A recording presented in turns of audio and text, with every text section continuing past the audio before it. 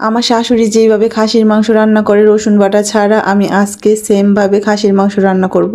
আমার শাশুড়ির হাতের রান্নাগুলো অনেক বেশি মজা।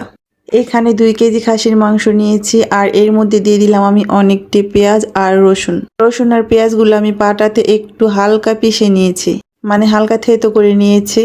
আর এর সাথে এলাচ থেতো করে নিয়েছিলাম আর আস্ত দারচিনি আর তেজপাতা দিয়ে দিয়েছি। এরপর দিয়ে দিলাম হলুদের গুঁড়া, মরিচের গুঁড়া, আদা বাটা, জিরা বাটা, লবণ দিয়ে দেব। আমি মরিচের গুঁড়ার একটু বেশি দিয়েছি, সাথে আর একটু হলুদের গুঁড়া দিয়ে দিলাম। সবশেষে রান্নার তেল, বাস আর কিছুই দেব না। এখন মাংসটাকে খুব ভালো করে হাতে মাখিয়ে নেব।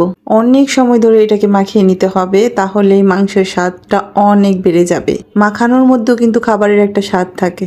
যাই হোক, সামান্য হাত ধোয়া পানি দিয়ে এখন মাংসটাকে ভালোভাবে কষিয়ে রান্না করব। প্রত্যেকটা মানুষেরই তার মায়ের হাতের রান্না স্বাদ লাগে। আমার কাছে আমার মায়ের হাতের রান্না যেরকম স্বাদ লাগে, আমার শাশুড়ির হাতের রান্না ঠিক ওই রকম স্বাদ লাগে। আমার শাশুড়ির হাতের রান্না অনেক ভালো।